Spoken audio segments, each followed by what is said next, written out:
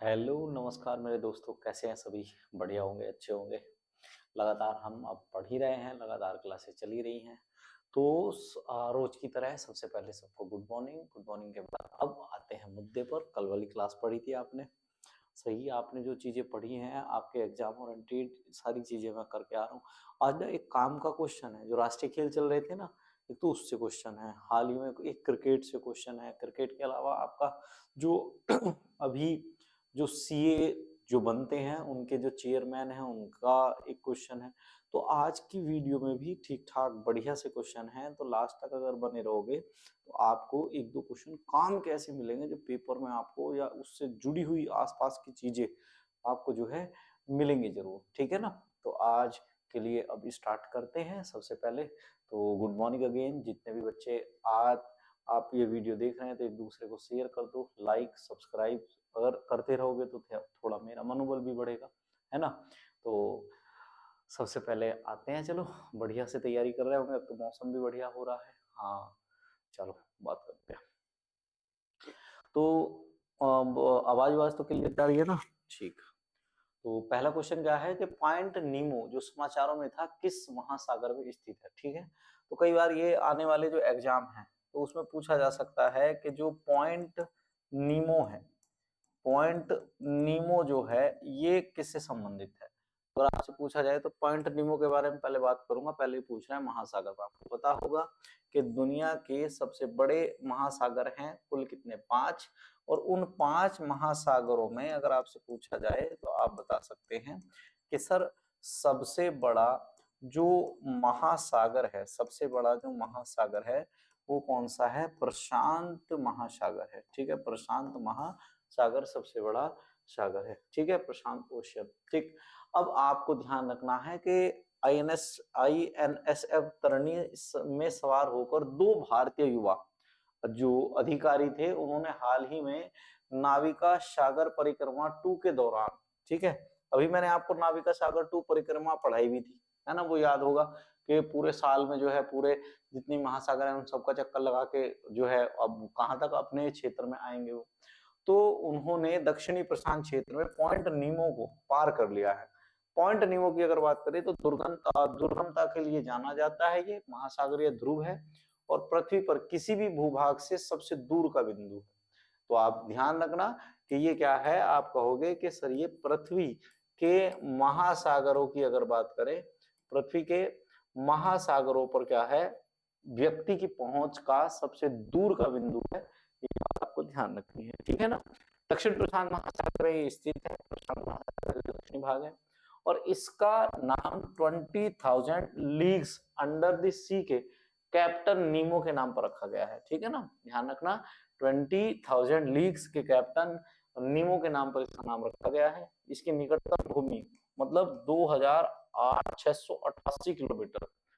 जो जमीन इससे सबसे पास है, इससे कोई अगर टापू कोई किसी तरह की जमीन, तो वो कितनी है? वो जमीन इसकी है 2,688 किलोमीटर। तो बड़ा महत्वपूर्ण पॉइंट है ना? चलो ये भैया ये वाला क्वेश्चन तो मैं कह रहा हूं ना, ये वाला क्वेश्चन तो रखा हुआ है कंफर्म। पहला क्वेश्चन क्या? पहला क्वेश्चन ये कि 38वें, ठीक क्वेश्चन समझ में आ रहा है, 38वें राष्ट्रीय खेलों का समापन कहाँ हुआ है? तो आपसे पूछा जा सकता है कि जो 38वें जो राष्ट्रीय खेल है, क्लियर है? समझो पहले 38वें राष्ट्रीय खेल का आयोजन, ठीक है, 38वें राष्ट्रीय खेल का अगर आपसे पूछा जाए कि आयोजन कहाँ किया जा रहा है तो आप बताना कि इसका आयोजन हल्द्वानी में। कहां पर? इसका आयोजन हल्द्वानी में हुआ है। हल्द्वानी में भी आपको खासकर मैं बता दूं तो हल्द्वानी जो है उत्तराखंड का एक क्या है? शहर है। चलो, तो 38वें खेलों में देश भर के बहुत सारे खिलाड़ियों ने भाग लिया है। इसमें 1,523, ठीक है, ध्यान से एक एक पॉइंट पढ़ते रहना, 1,523 पदक जो है इसमें वितरित हुए हैं, जिसमें से 457 तो है गोल्ड।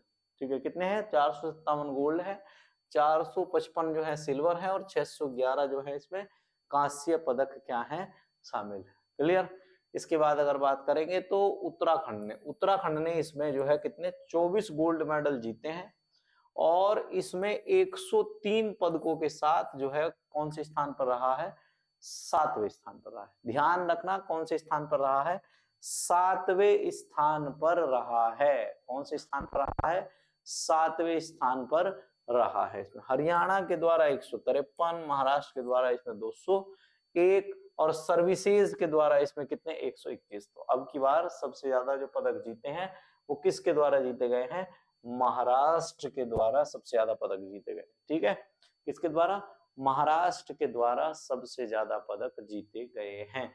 दूसरे नंबर पर रहा है कौन, हरियाणा। तीसरे नंबर पर रहा है सर्विसेज। सर्विसेज आप समझ रहे हैं ना, जैसे आप ऐसे करते हैं कि रेलवे की तरफ से कौन खेल रहा है ना, तो इस तरीके से बता रहा हूं मैं जो सर्विसेज है। तो सर्विसेज की तरफ से किसने 121 पदक जीते हैं। ठीक है, उत्तराखंड कौन से स्थान पर रहा है, 7वें स्थान पर रहा है। इंडिया एनर्जी वीक 2025 का आयोजन कहाँ किया गया, इंडिया एनर्जी वीक 2025 का जो आयोजन है वो कहाँ हुआ है, दिल्ली में। कहाँ पर हुआ है भैया, दिल्ली में हुआ। अभी हाल ही में मैंने आपको परसों वाली क्लास में पढ़ाया भी था। इस समय हम अपना जो सप्ताह मना रहे हैं वो भारत ऊर्जा सप्ताह है। कौन सा सप्ताह है, भारत ऊर्जा सप्ताह है। और इसमें हम क्या कर रहे हैं, आने वाले समय में दुनिया को ये दिखा रहे हैं कि आप किस तरीके से जो रिन्यूएबल एनर्जी है उसमें काम कर सकते हैं। तो दिल्ली में ये आयोजित की जाएगी एनर्जी वीक 2025 में। 70,000 से अधिक आगंतुक और 600 प्रदर्शक इसमें शामिल हुए हैं। कितने, 600 प्रदर्शक शामिल हुए हैं।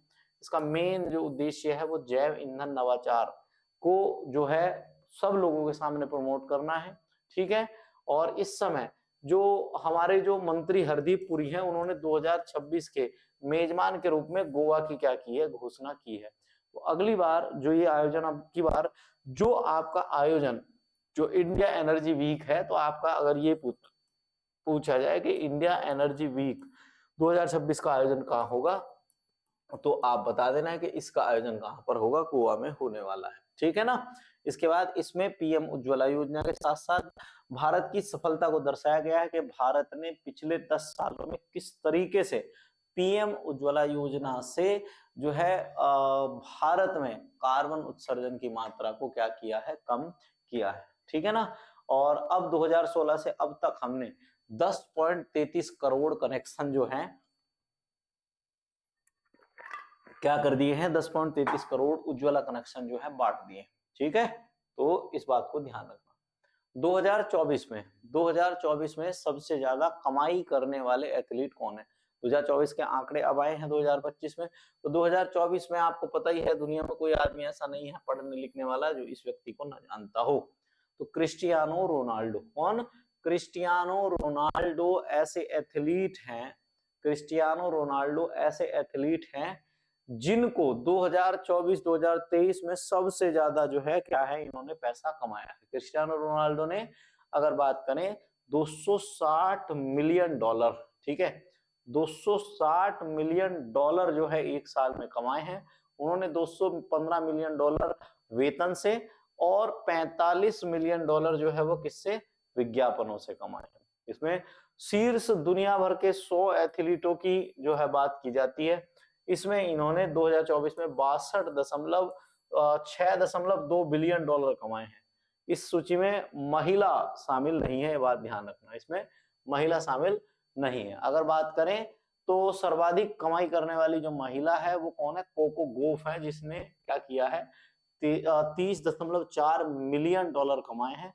ठीक है, और जो 37.5 मिलियन डॉलर की कट ऑफ से कम है, तो इसलिए कोई भी महिला इन 100 खिलाड़ियों में शामिल नहीं है। ठीक है, ये सारे के सारे जो हैं आपको ध्यान रखना है। तो ज्यादातर इसमें जो खिलाड़ी हैं वो कौन है, Lionel Messi, LeBron James, Neymar, Stephen Curry, तो सब जो है बड़े खिलाड़ी हैं फुटबॉल के, और इन्होंने जो है बड़ी मात्रा में 2024 में पैसा कमाया है। और आप देखो ना, दोनों के अंदर पहले और दूसरे में कितना ज्यादा अंतर है, तो इसको बीट कर पाना बड़ा मुश्किल है।